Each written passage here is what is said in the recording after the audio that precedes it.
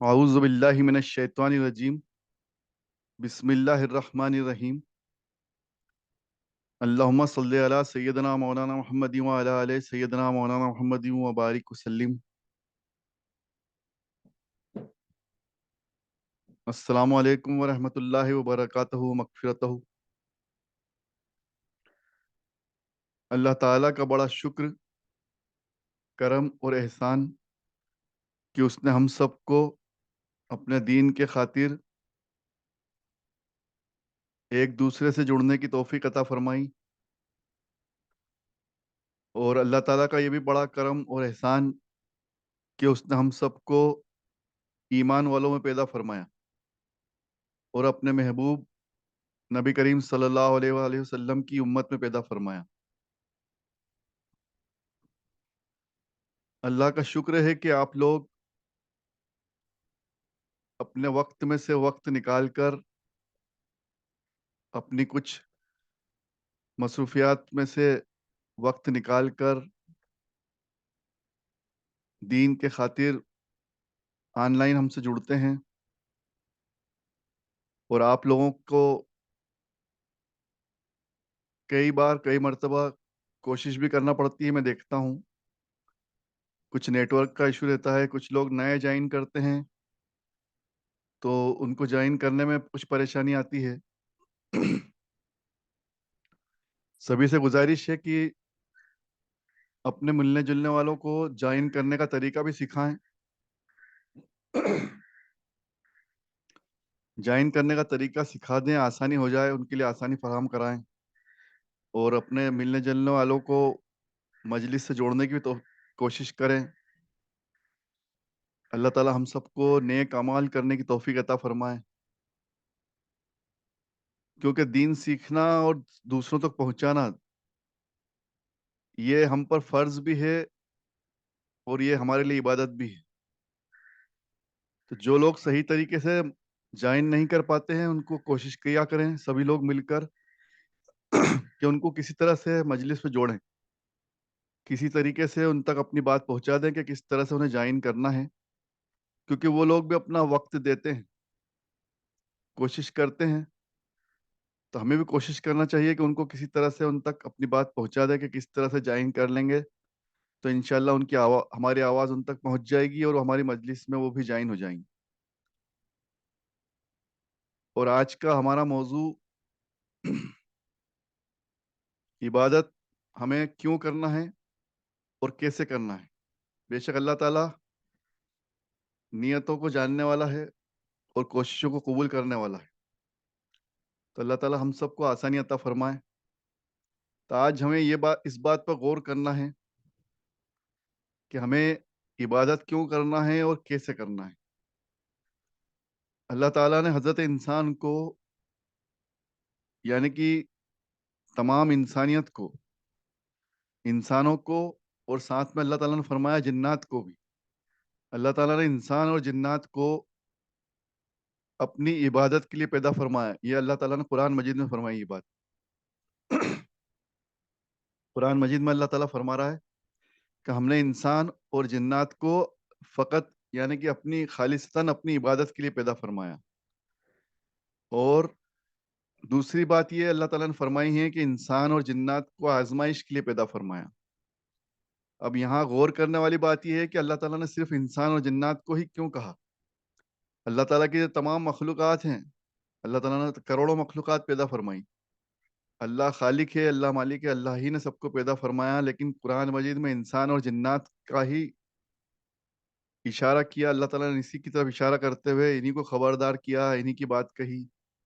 تو ضرور اس کے پیچھے ایک خاص راز ہے کہ انسان اور جنات میں کچھ بات ہے جس کے لیے اللہ تعالیٰ فرما رہا ہے کہ ہم نے انسان اور جنات کو آزمائش کے لیے اور عبادت کے لیے پیدا فرمایا۔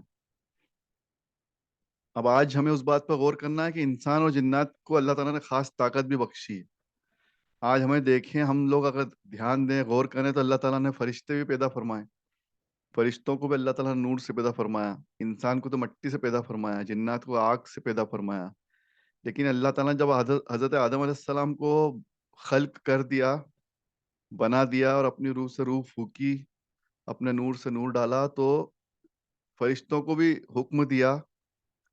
سورہ بقرہ میں ہم پڑھتے ہیں کہ فرشتوں کو حکم دیا کہ ان کو سجدہ کرو, اور جنات کو بھی حکم دیا کہ سجدہ کرو. تو فرشتے تو بہت معصوم ہیں. در حقیقت انسان معصوم ہوتا ہی نہیں, سوائے نبیوں کے کوئی معصوم نہیں ہوتا. ہم لوگ کسی کو معصوم کہہ دیتے ہیں اٹھا کر, انسان تو کوئی معصوم ہوتا ہی نہیں, صرف نبی معصوم ہوتے ہیں. اللہ تعالیٰ نے فرمایا اور صحیح حدیث میں آیا کہ نبیوں کو ہم نے معصوم بنایا, نبی معصوم ہوتے ہیں. تو اصل معنی میں تو معصوم پوری کی پوری جو ایک قوم ہے وہ ہے فرشتوں کی. تو فرشتے معصوم ہوتے ہیں, وہ کوئی گناہ نہیں کرتے, ان کو اللہ تعالیٰ نے معصوم بنایا اور ان کو آزمائش کے لیے پیدا نہیں فرمایا. تو اس کا مطلب یہ کہ وہاں بھی کچھ راز چھپا ہے.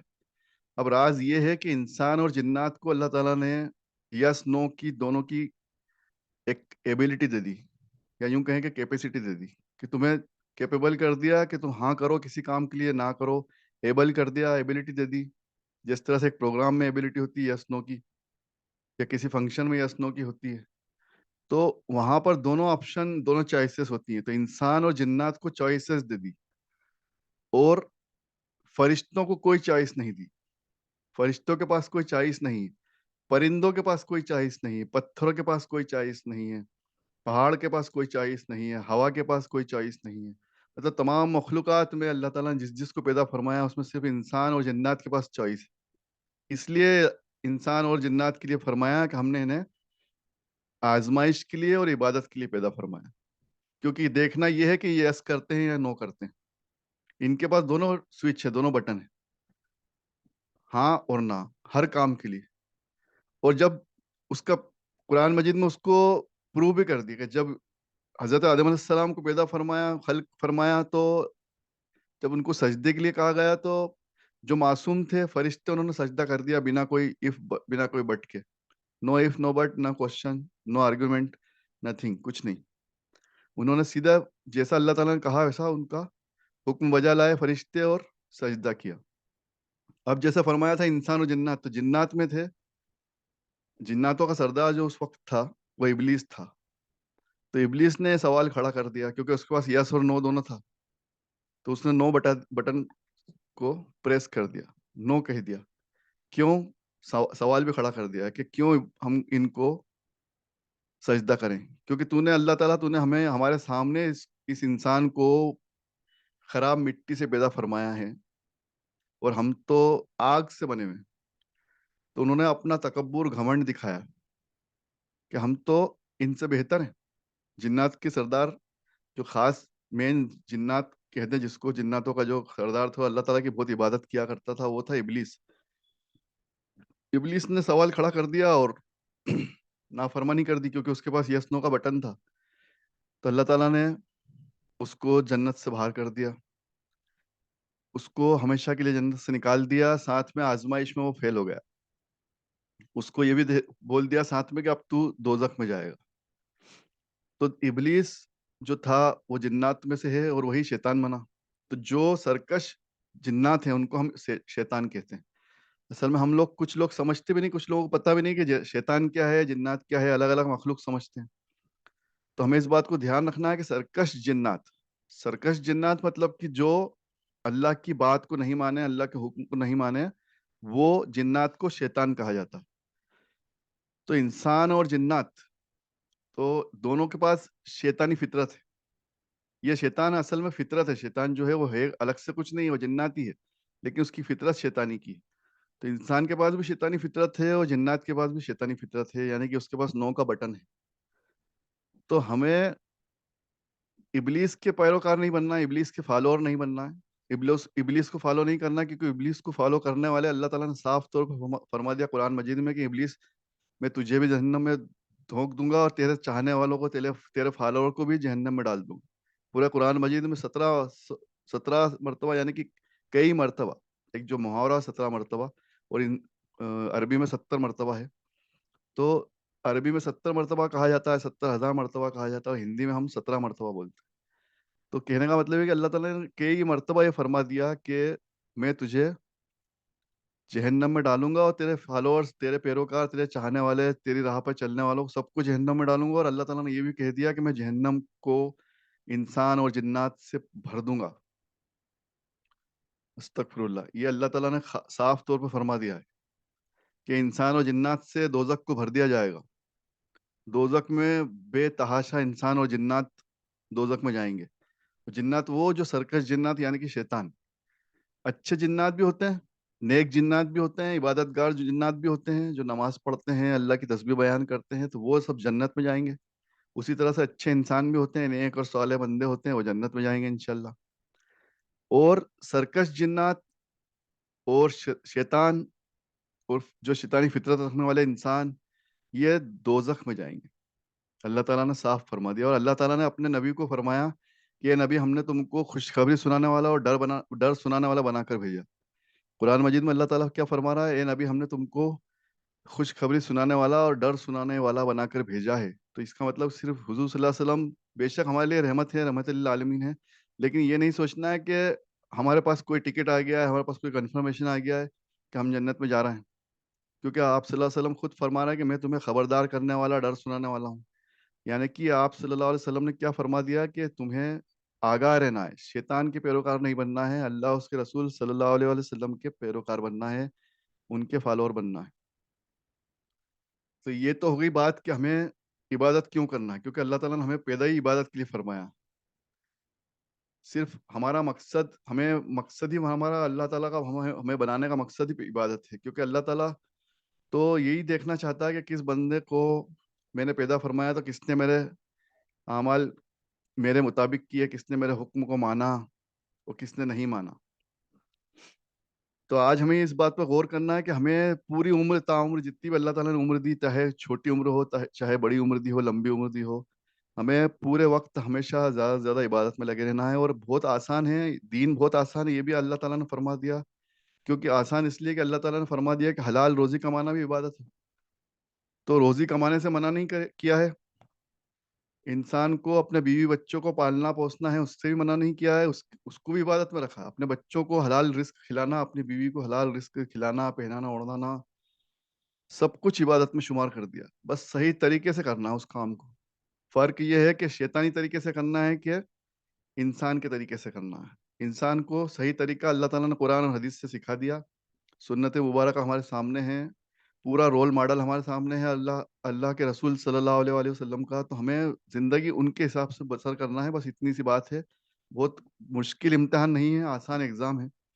आसान इन द सेंस कि मॉडल सामने रखा है, उसको देख के आपको बनाना है, उसको देख के लिखना है, बस। कोई नया काम कुछ नहीं करना है। बस हम लोग गलती ये करते हैं कि हम लोग ना तो कुरान पढ़ते हैं तर्जुमे से, ना हदीसें पढ़ते हैं, ना सुन्नत मुबारक को सीखते हैं। इसलिए हम बहक जाते हैं और भटक जाते हैं। तो इबादत, हर काम को इबादत बनाने का तरीका ये है कि हर काम को सही तरीके से करें, जैसे अल्लाह उसके रसूल सल्लल्लाहु अलैहि वसल्लम का फरमान है, तो वो इबादत हो जाएगी। और उसी काम को सही तरीके से नहीं करेंगे तो वो इबादत नहीं होगी। जैसे सोना भी इबादत है, तो रात में अल्लाह को याद करके सोएं, सुबह उठते से अल्लाह को याद करें, तो पूरी रात इबादत है। अब इससे आसान कौन सी जिंदगी मिलेगी कि आराम से सो, खर्राटे लो, खूब आराम से मजे लो, खूब आराम करो, खूब अंगड़ाइयाँ लो, सब कुछ जायज, सबको अलाउ कर दिया। जो करना चाहते हो सब अलाउड है। सिर्फ ये है कि सोते वक्त और उठते वक्त अल्लाह को याद कर लो। तो ये कितना आसान है कि रात भर इबादत हो गई। कोई रात भर मुसल्ला पे खड़ा रहने का नहीं बोला गया है। आप सल्लल्लाहु अलैहि वसल्लम बल्कि रात में इबादत करते थे, और कोई उनकी अज़वाज मोहतरम यानी कि हमारी उम्मुल मोमिनीन, हमारी माएँ कोई देख लेती थी, या कोई सहाबी कोई देख लेते थे, तो उनसे कहते थे कि तुम मुझे फ़ॉलो करने की कोशिश मत करना, क्योंकि तुम मेरे बराबर इबादत नहीं कर पाओगे। क्योंकि मैं नबी हूँ, मैं मासूम हूँ, तुम मासूम नहीं हो, तुम गुनाहगार बंदे हो, तुम आज़माइश के लिए पैदा हुए हो। तो तुम इतनी मशक्कत नहीं उठा सकते, और इस्लाम ने मशक्कत उठाने से मना भी किया। आसान ज़िंदगी जियो, अल्लाह के बताए तरीके से जीना है। रात में इशा फ़र्ज़ पढ़ के और सोते वक़्त कुछ तस्बीहात पढ़ के सो जाएँ। सुबह उठ के फ़जर पढ़ लें, फ़जर की 2 रकात, 2 सुन्नत, 2 फ़र्ज़ पढ़ना है। रात भर इबादत का सवाब है। इससे आसान ज़िंदगी और क्या हो सकती है? अब इबादत ये इतनी आसान है, बस हमें नियत अच्छी रखना है। एक तो इस्लाम में नियत, इन्नमल अमलु बिन्नियात, अमालों का दारोमदार नियत पर है। تو نیت ہمیں ایسی رکھنا ہے کہ میں کما رہا ہوں، میں سو رہا ہوں، تو میں عبادت چاہتا ہوں، اللہ تعالیٰ اس کو عبادت میں شمار کر لینا۔ تو جائز طریقے سے کمائیں گے، جائز طریقے سے کام کریں گے، جائز معاملات رکھیں گے تو عبادت ہے انشاءاللہ۔ حلال روزی کمائیں، حلال کام کریں تو عبادت ہے۔ اب اس کے علاوہ کیسے کرنا ہے، کیوں کرنا ہے، تو پرفیکٹ کنفرم بات ہوگی کہ ہمیں کرنا ہی، ہمیں پیدا ہی اس لیے فرمایا کہ ہمیں عبادت کرنا ہے، مقصد ہی یہی ہمارا۔ آزمائش ہے تو آزمائش کا مطلب یہ ہے کہ ہمارا اللہ تعالیٰ یہ دیکھ رہا ہے کہ تم یس یا نو کیا کر رہے ہو، عبادت میں نیک اعمال میں یس کر رہے ہو یا نو کر رہے ہو۔ اور کیسے کرنا ہے، تو سب سے پہلے نیت اچھی رکھنا ہے، صاف نیت رکھنا ہے، اور اللہ ہی کے لیے کرنا ہے، اللہ ہی کے لیے کرنا ہے، دکھاوے کے لیے نہیں کرنا ہے۔ یہ سب سے بڑی بات ہے۔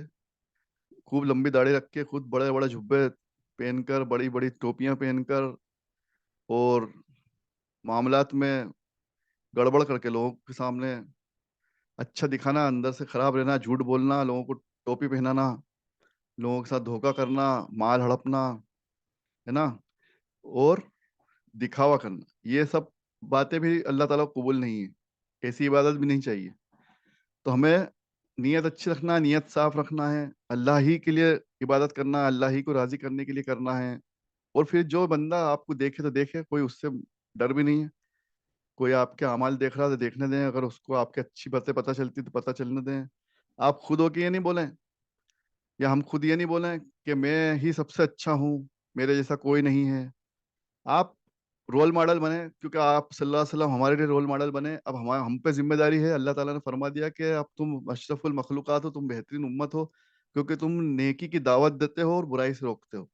تو ہمیں ایسا رول ماڈل بننا ہے کہ ہمیں اچھی بات لوگوں تک پہنچانا ہے، برائی سے روکنا ہے، بس یہ ہمارے ذمے ہے، اور ہمیں اس کے علاوہ کوئی زیادہ کچھ کرنا نہیں۔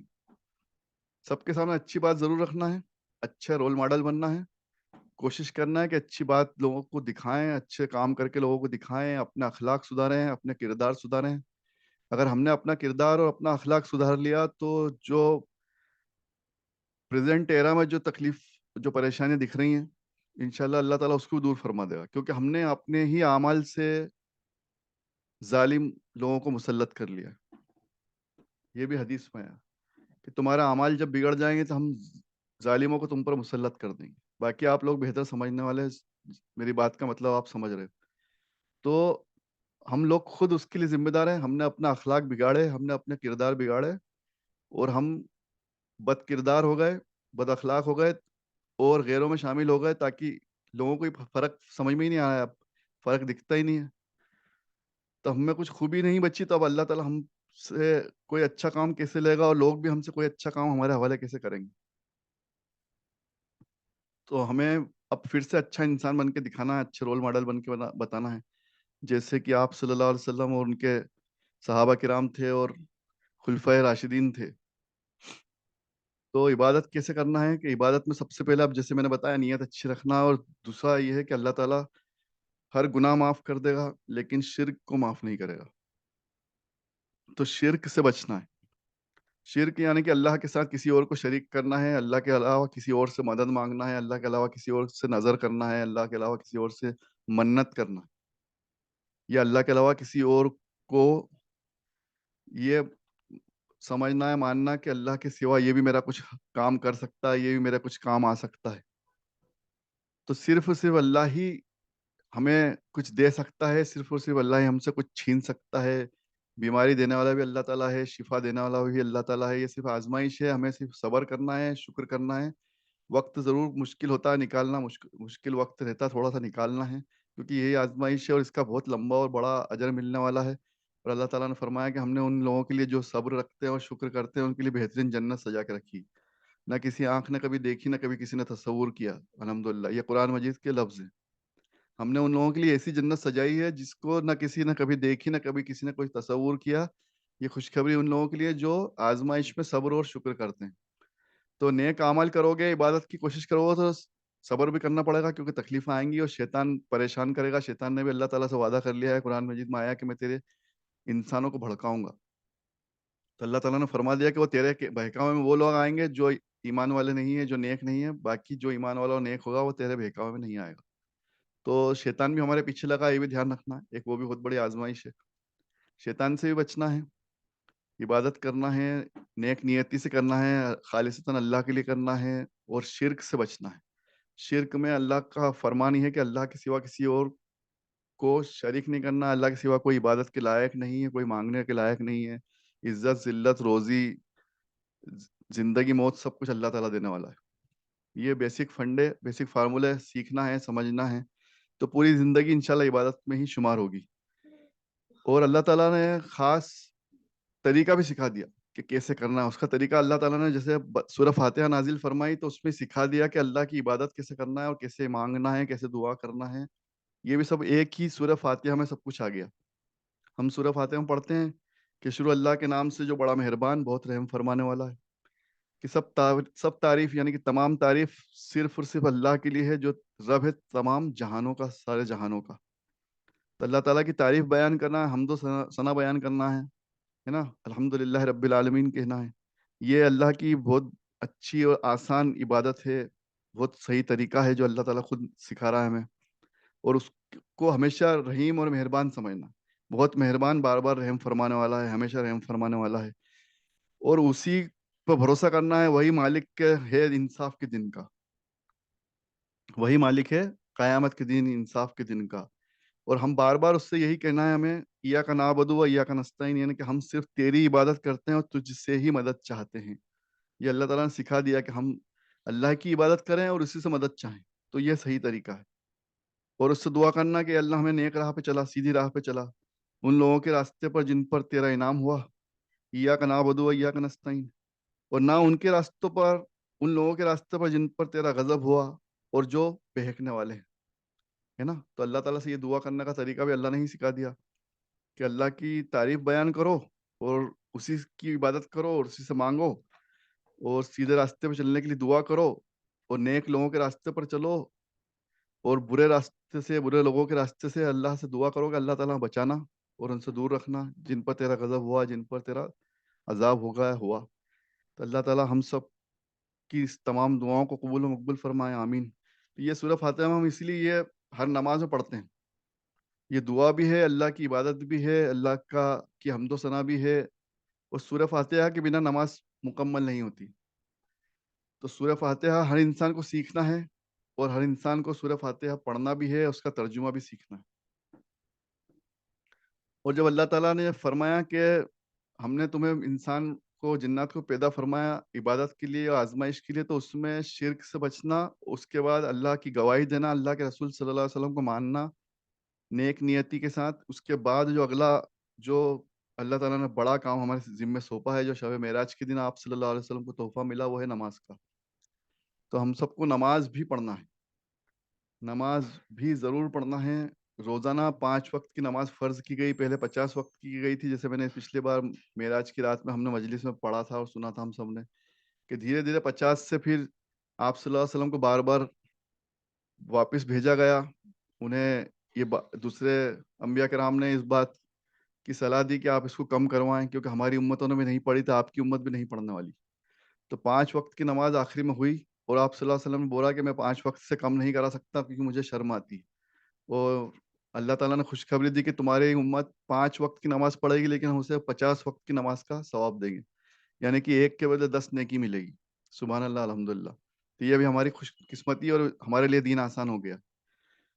تو اللہ تعالیٰ نے فرما دیا کہ تمہیں نماز پڑھنا ہے، اور شریعت کے مطابق، قرآن اور حدیث کے مطابق، مومن یعنی کہ ایمان والے اور مشرک میں، کفر کرنے والوں میں فرق جو ہے، پہلا فرق نماز کا ہے۔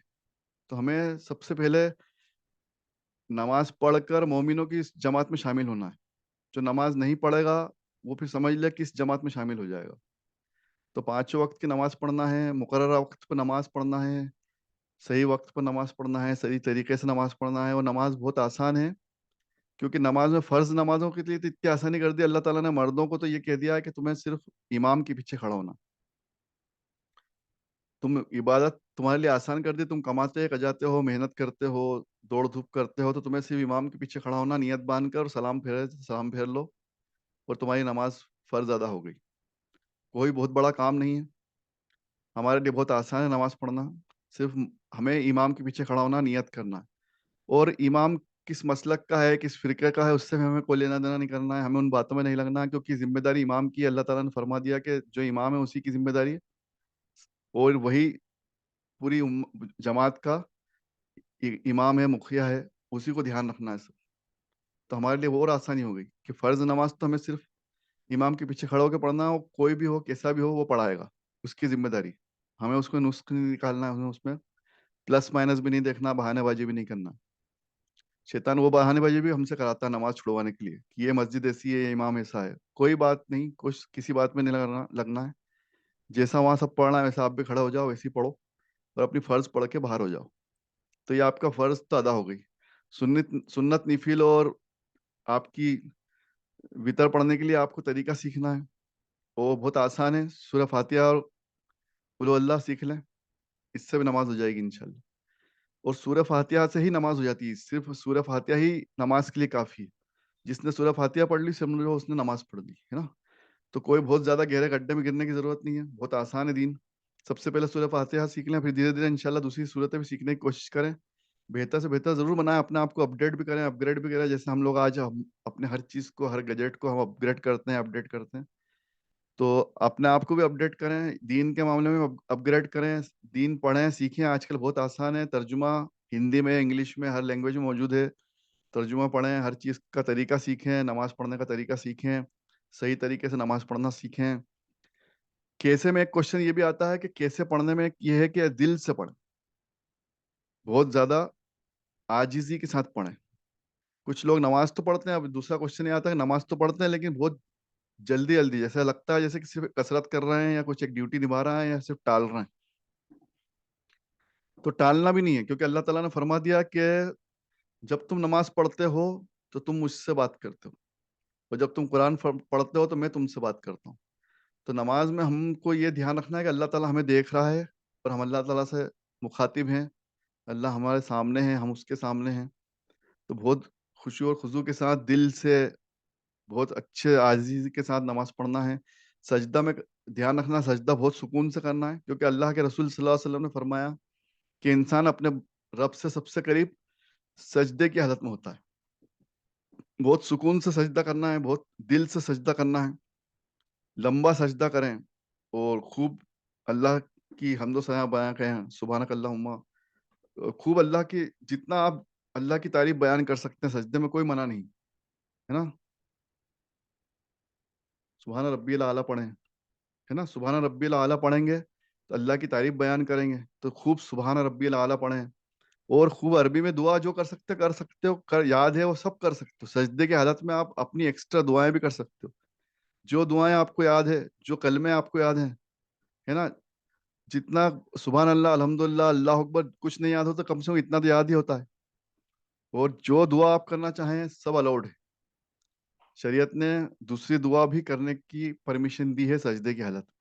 اور سکون سے سجدہ کریں اور نماز سکون سے پڑھیں، اور اللہ تعالیٰ کو حاضر ناظر اور اللہ تعالیٰ کو خوش کرنے کی نیت سے پڑھیں۔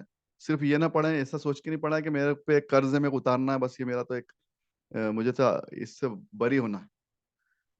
کوشش یہ بھی کریں کہ اللہ کو بھی راضی کرنا ہے، کوشش پوری کرنا ہے کہ اللہ ہم سے راضی ہو جائے، کیونکہ ہم تو گناہ گار بندے ہیں، ہم سب گناہ گار بندے ہیں۔ میں بھی گناہ گار ہوں، بہت گناہ گار بندہ ہوں، آپ بھی گناہ گار ہیں، ہم سب گناہ گار ہیں۔ تو روزانہ کوشش کریں کہ ہمیں اللہ کو منانا ہے، اللہ کو راضی کرنا ہے، اور یہ سوچ کر پڑھیں کہ ہو سکتا ہے کہ میری آخری نماز، کیونکہ ہمارے پاس کسی کے پاس کوئی ٹائم پیریڈ نہیں ہے، کسی کے پاس کوئی ٹوکن نہیں ہے کہ ہمیں کب ہماری موت آ جائے گی، کب ہم چلے جائیں گے اس دنیا سے۔ تو شیطان ہمیں ہمیشہ برگلائے گا، کوشش کرے گا اچھی باتوں سے روکنے کی، نماز میں بھی ہمیں بھٹکائے گا۔ تو بھٹکنا نہیں ہے، دینی مجلس جوائن کریں، دینی مجلس میں بھی نہیں بھٹکیں، دینی مجلس بھی عبادت کا ایک ذریعہ ہے، عبادت ہی ہے۔ نبی کریم صلی اللہ علیہ وسلم ایک مرتبہ مدینہ منورہ میں بیٹھے تھے، اور وہاں کہیں کچھ لوگ دین سیکھ رہے تھے اور سکھا رہے تھے، تو آپ صلی اللہ علیہ وسلم وہاں اٹھ کر چلے گئے تھے، دوسرے صحابیوں کو یہ بتایا کہ وہاں بیٹھنا زیادہ بہتر ہے جہاں پر دین کی بات ہو رہی ہو۔ تو نفل نماز سے زیادہ مرتبہ دینی مجلس کا ہے، دینی باتوں کا ہے، دین سیکھنے سکھانے کا ہے۔ تم میں بہترین لوگ وہ ہیں جو قرآن پڑھیں، قرآن سکھائیں۔ یہ سب حدیثیں ہمیں یاد رکھنا ہے اور ان پہ عمل کرنا ہے۔ تو عبادت میں دل لگانا ہے، چاہے مجلس ہو، چاہے نماز ہو، چاہے دعا ہو. دعا بھی عین عبادت ہے. آپ صلی اللہ علیہ وسلم نے فرمایا دعا عین عبادت ہے، دعا عبادت کا مغز ہے. یعنی کہ دعا کرنا بھی عبادت ہے. اب اس سے بہتر آپ کو کون سا دین ملے گا؟ اس سے آسان کون سا دین ملے گا جس میں آپ اللہ سے مانگو تو وہ بھی عبادت ہے؟ میں نے بتایا نا کہ ہمارے لیے تو عبادت تو پوری زندگی ہی بنا سکتے ہیں، پوری عمر ہماری عبادت میں جا سکتی ہے، گزار سکتے ہیں، اگر ہم اس کو سمجھ لیں اور صحیح طریقہ اپنا لیں. چلتے پھرتے درود شریف پڑھیں، استغفار پڑھیں، استغفر اللہ ربی من کل ذنب واتوب الیہ کرتے رہیں، سبحان اللہ الحمدللہ اللہ اکبر پڑھتے رہیں، یا حیو یا قیوم برحمتک استغیث پڑھتے رہیں. اللہ کو بہت پسندیدہ درود شریف ہے درود ابراہیم. آپ صلی اللہ علیہ وسلم کو پسندیدہ ہے، تو آپ صلی اللہ علیہ وسلم کا پسندیدہ درود ابراہیم ہے. وہ درود ابراہیم خوب پڑھیں. ربنا آتنا فی الدنیا حسنۃ وفی الآخرۃ حسنۃ وقنا عذاب النار، یہ دعائیں پڑھیں. جو بھی آپ کو یاد ہے، جو آپ پڑھ سکتے ہیں، جو یاد آ جائے، چلتے پھرتے پڑھیں، بیٹھتے اٹھتے پڑھیں. تو یہ اس طرح سے ہمیں زندگی گزارنا ہے، اس طرح سے ہمیں عبادت کرنا ہے. اور نماز بہت دھیان سے، بہت ضرور ادا کرنا ہے. نماز کے بارے میں اللہ تعالیٰ نے سورہ ماؤن میں پارہ نمبر 30 میں، سورہ ماؤن میں اللہ تعالیٰ فرما رہا ہے کہ ان لوگوں کے لیے، ان نمازیوں کے لیے، ان مومنوں کے لیے، ہم سب کے لیے یہ بھی ایک بہت خرابی ہے کہ جو اپنی نمازوں سے بے خبر ہے. اپنی نمازوں سے بے خبر ہے یعنی کہ ہمیں نماز صحیح وقت پر، مقررہ وقت پر صحیح طریقے سے ادا کرنا ہے ہمارے لیے. ادروائز ہم لوگ خسارے میں ہیں، گھاٹے میں ہیں، خرابی ہے ہمارے لیے. اور صحیح وقت پر بھی ادا کرنا ہے، صحیح طریقے سے بھی ادا کرنا ہے. دونوں باتوں کا خیال رکھنا ہے. تو ہمیں بے خبر نہیں رہنا نماز سے، اور نماز کے وقت سے بھی بے خبر نہیں رہنا ہے. 5 وقت کی نماز ہم پر فرض کی گئی ہے، 5 وقت کی نماز پڑھنا ہے. اللہ تعالیٰ فرما رہا ہے کہ ایمان والوں پر نماز وقت مقررہ میں فرض ہے. یعنی کہ اللہ تعالیٰ نے ہمارے لیے نمازوں کے اوقات مقرر کر دیے. اوقات مقرر ہیں یعنی کہ 5 وقت کی، فجر سے لے کر عشاء تک کی. اور سورہ روم میں فرمایا اللہ تعالیٰ کا ارشاد ہے کہ اللہ پاک کی طرف سے رجوع کرنے والے ہو جاؤ اور اس سے ڈرو اور نماز قائم کرو اور مشرکین میں سے نہ ہو جانا. استغفر اللہ. یعنی کہ ہمیں یہ بات کا حکم دے دیا گیا ہے کہ ہمیں نماز پڑھنا ہے، نماز قائم کرنا ہے، اور گناہوں سے بچنا ہے. اور نماز جو ہے گناہوں کا کفارہ ہے. نماز جو ہے گناہوں کا کفارہ ہے. اور بہت زیادہ اس کی فضیلت آئی ہے کہ ایک مرتبہ آپ صلی اللہ علیہ وسلم سے، صحیح بخاری کی حدیث نمبر 527 ہے کہ نبی کریم صلی اللہ علیہ وسلم سے صحابہ کرام نے دریافت کیا کہ یا رسول اللہ صلی اللہ علیہ وسلم، آپ اللہ کی بارگاہ میں کون سا عمل سب سے زیادہ محبوب ہے؟ تو آپ صلی اللہ علیہ وسلم نے فرمایا کہ اپنے وقت پر نماز پڑھنا، اور پھر والدین کے ساتھ حسن سلوک کرنا. والدین کے ساتھ حسن سلوک کرنا.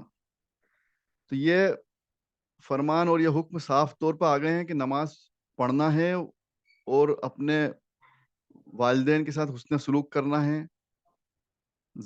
اور جس کے پاس اللہ تعالیٰ نے مال دیا اس کو زکوٰۃ ادا کرنا ہے، حج کرنا ہے.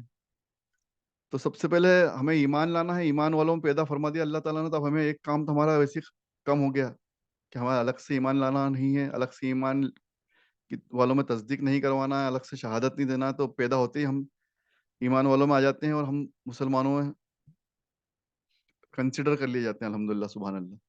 تو ہمیں پیدا ہوتے ہی ہم مسلمان ہیں، ماشاء اللہ الحمدللہ. اور پھر اس کے بعد ہمیں الگ سے کچھ شہادت دینے کی ضرورت نہیں ہے، صرف کلمہ طیبہ، کلمہ توحید پڑھنا ہے، لا الہ الا اللہ کہنا ہے، اشہد اللہ الہ الا اللہ کہنا ہے، اور اشہد ان محمد عبدہ و رسولہ کہنا ہے صلی اللہ علیہ وسلم.